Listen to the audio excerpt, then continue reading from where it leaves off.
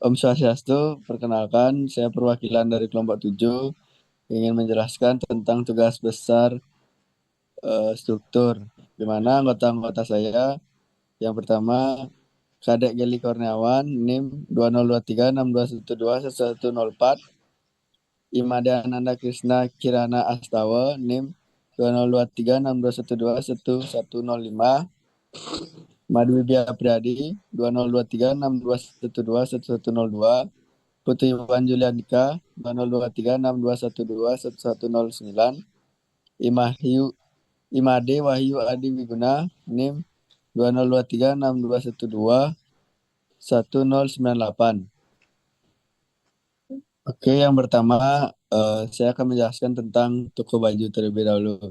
Toko baju adalah tempat menjual berbagai jenis pakaian seperti baju, celana, rok, dan jaket untuk pria, wanita, dan anak-anak. Toko ini bisa berbentuk fisik di pusat perbelanjaan atau jalanan, atau berupa toko online. Ukuran bervariasi dari butik kecil dengan pakaian desainer hingga rantai besar dengan banyak merek dan gaya. Di sini saya mendapatkan toko baju dalam studi kasus ini. Di mana saya membuat konten. Yang pertama, adanya spesifikasi teknis, adanya bagian-bagiannya, fungsi bangunan, sivitas, dan aktivitas. Yang kedua, program ruang, bagian-bagiannya, jenis ruang, luasan, model ruang TV, konsep dan tema bagian-bagiannya, konsep dasar, tema, transformasi ke konsep struktur, fasad, dan interior.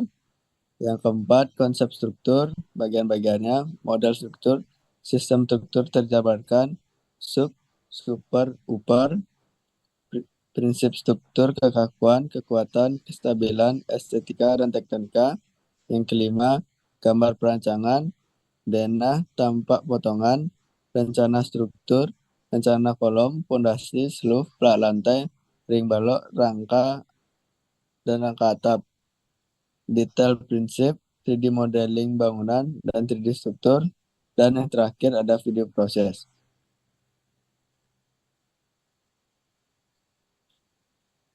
Sebelum masuk ke dalam penjelasan, di sini kami menemukan ruang-ruang yang telah kami tabelkan. Yang pertama, seorang pengunjung pasti datang, kemudian ke ruang parkir. Setelah itu masuk, kemudian ke ruang display, dan mencoba di fitting room, bayar, di kasir, buang air, itu opsional, di toilet, dan pulang lanjut ke tempat parkir, di mana kami mendapatkan 5 sebuah ruang yang akan kami buat. Nama saya Imade Wahyu Adi Wiguna, NIM 202362121098. Jadi di sini saya akan menjelaskan materi tentang spesifikasi dan teknis. Fungsi bangunan, toko baju adalah bagian integral dari industri retail yang terus berkembang dengan berbagai strategi dan inovasi untuk memenuhi kebutuhan dan preferensi pelanggan yang beragam. Civitas. Civitas berasal dari bahasa Latin yang artinya komunitas, warga negara atau sekelompok orang yang bersatu. Civitas pada ruang utama yaitu dari parkir menuju display, dari display menuju fitting room, selanjutnya ke kasir, toilet, dan ke parkir.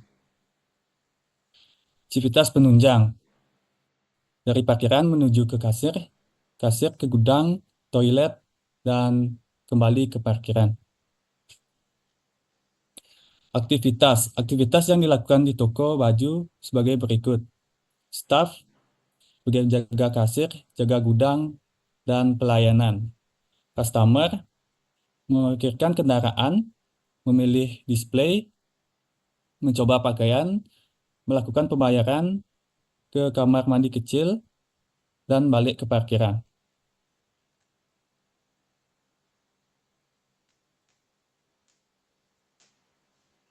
Selanjutnya, saya akan menjelaskan site bata bangunan ini. Lokasi site yang kita ambil adalah di daerah Badung. Lebih tepatnya di Jalan Raya Sunset Road, Badung, Bali. Bentuk lahan ini memiliki luas sebesar 36 meter persegi. Detail set dapat dilihat dari gambar yang kami ambil dari Google Earth, di mana lokasi ini sangat strategis. Banyak faktor-faktor pendukung seperti daerah yang strategis dan dekat dengan banyaknya destinasi lokal yang dapat meningkatkan UMKM lokal bagi tamu yang berkunjung.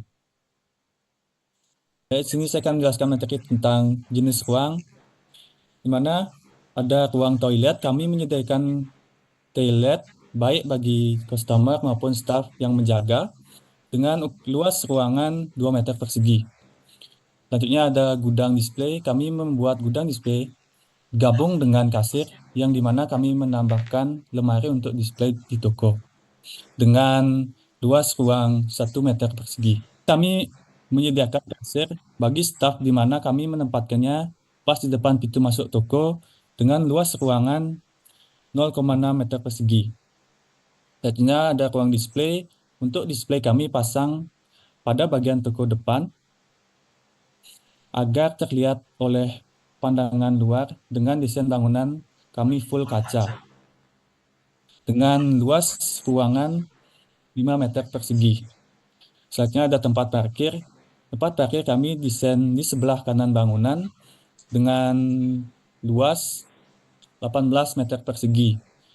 Yang terakhir ada fitting room. Kami menyediakan 2 bagi customer untuk mengganti pakaian pada sisi kanan dan sisi kiri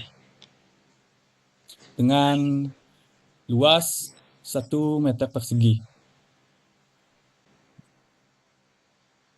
Perkenalkan, nama saya Putu Anjilanika dengan NIM 202362121109. Referensi tema. Hugu View. Penjelasan tema ini menonjolkan pandangan yang jelas dan langsung ke dalam dunia fashion. Kaca digunakan untuk menciptakan tampilan etalase yang menarik, memamerkan tren fashion terkini.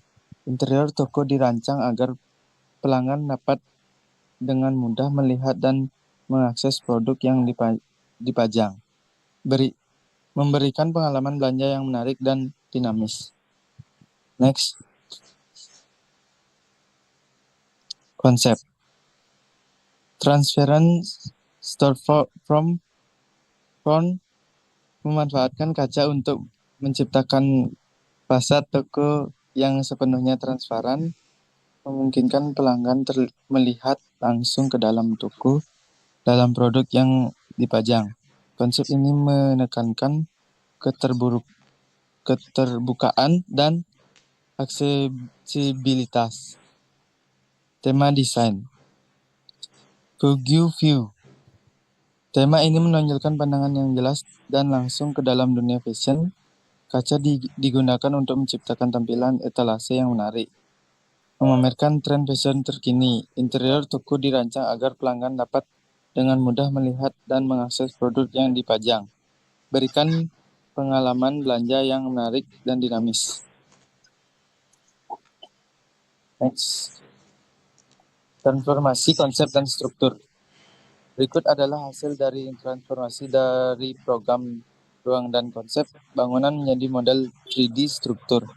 Dan di setiap sudut ruangan akan disupport oleh kolom yang langsung terkunci dengan balok, slope, dan pondasi, sehingga menghasilkan struktur yang kuat. Seperti ini contohnya. Transformasi tema ke fasad. Tema bangunan ini view,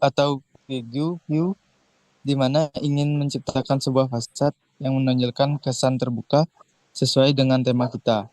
Bentuk fasad berkelok-kelok dan menggunakan material kaca yang mendukung dari tema kita.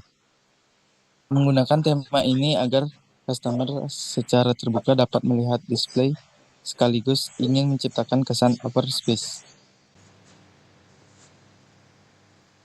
Oke, perkenalkan nama saya Kadek Gilana Kurniawan dengan NIM 2023621211104. Di sini saya akan menjelaskan mengenai transformasi tema ke interior. Jadi gambar di atas merupakan hasil penataan furniture dan juga interior dalam toko baju ini. Penataan dan konsep dari furniture interior paling berkaitan dengan tema kita, yaitu Foggy View, di mana ingin menciptakan kesan terbuka dan open space agar para customer secara bebas dan luas dapat melihat display. Dan ingin menciptakan sirkulasi baik, pengunjung dan staf dapat merasakan suasana yang luas. Lalu selanjutnya ada upper struktur. Struktur atap adalah komponen bangunan yang bertugas menanggung atau mengarahkan beban dari atap.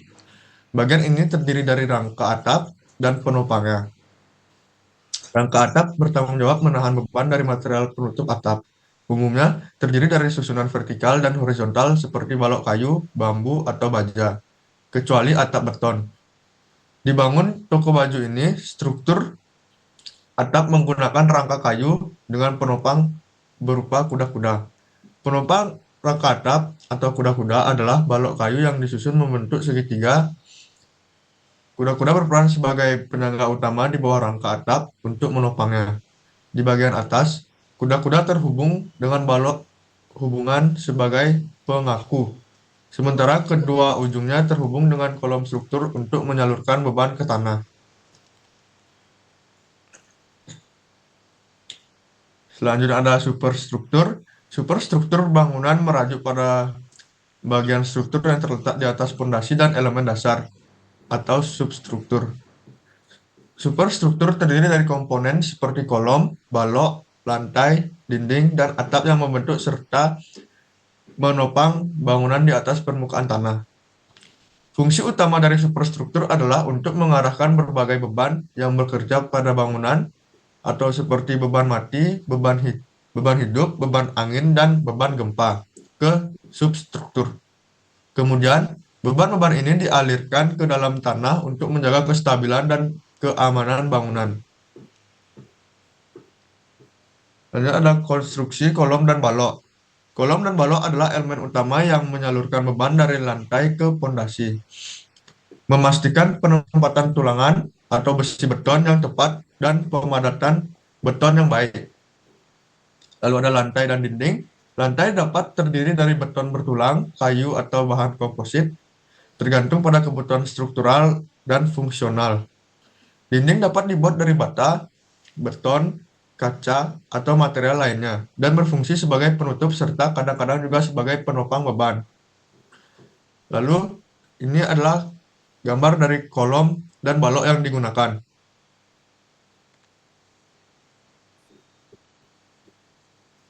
Selanjutnya ada substruktur. Fungsi utama substruktur sebuah bangunan adalah untuk menyalurkan beban dari substruktur ke tanah di bawahnya. Oleh karena itu, substruktur harus didesain agar dapat bersandar dengan tepat pada tanah penopangnya. Demi menjamin keamanan dan kualitas bangunan, untuk mencapai tujuan ini, para insinyur harus memastikan bahwa semua komponen struktural seperti balok, kolom, dan fondasi terintegrasi dengan baik agar tidak terjadi kegagalan pada substruktur. Fondasi. Fondasi batu kali dapat diterapkan pada substruktur meskipun bangunannya tidak terbatas hanya pada itu. Keunggulan utama fondasi batu kali terletak pada kualitas dan kekuatannya yang stabil meski tertanam di dalam tanah. Sifatnya yang utuh dan konsisten menjadikannya pilihan yang ideal untuk memastikan fondasi bangunan yang kokoh dan tahan lama. Slough. Slough merupakan elemen struktural yang ditempatkan di dasar dinding atau balok. Biasanya terletak di bawah dinding atau balok pada bagian dasar bangunan. Fungsinya adalah untuk mendistribusikan beban dari dinding atau balok ke lantai atau fondasi di bawahnya, serta mengamankan bagian tembok jika terjadi pergeseran tanah. Perkenalkan, nama saya Imadi Ananda Krisna Kirnastawa dengan NIM 202362121105. Materi yang pertama ada kekakuan. Kekakuan dalam bangunan adalah kemampuan struktur untuk menahan deformasi dan menjaga bentuknya ketika dikenai beban. Komponennya yang pertama ada kolom atau pilar yang menyediakan dukungan vertikal dan menahan beban tekan dari lantai atas.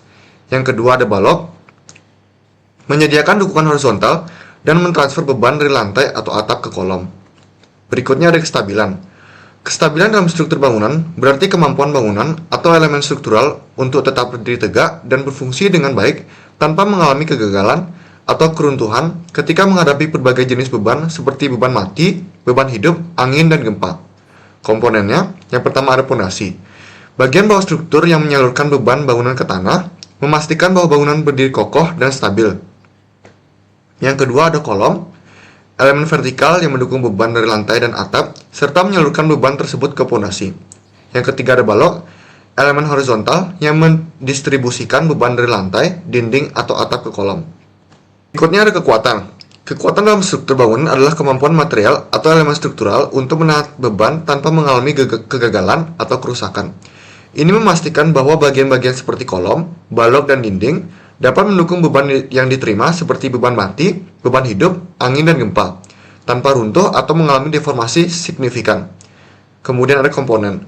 Yang pertama, kolom, elemen vertikal yang mendukung dan mendistribusikan beban dari lantai dan atap ke pondasi. Yang kedua ada balok, elemen horizontal yang mendistribusikan beban dari lantai, dinding, atau atap ke kolom. Yang ketiga ada pondasi, bagian struktur yang menyalurkan beban dari bangunan ke tanah, memastikan bangunan berdiri kokoh dan stabil. Kemudian, unsur tektonika pada bangunan berikut. Unsur tektonika dalam arsitektur merujuk pada elemen-elemen struktural dan desain yang membentuk dan mendukung struktur bangunan. Unsur-unsur ini meliputi komponen-komponen seperti kolom, balok, dinding, pondasi, dan sistem penahan lainnya yang bersama-sama membentuk kerangka dan stabilitas bangunan. Unsur tektonika dalam bangunan ini terletak pada bentuk kolom yang unik yang membuat bangunan tersebut menonjol. Bangunan ini menggunakan material kaca yang sesuai dengan temanya, sehingga kolom-kolomnya terlihat lebih menonjol dan menarik. Berikut kami akan menampilkan gambar-gambar kerja yang telah kami buat.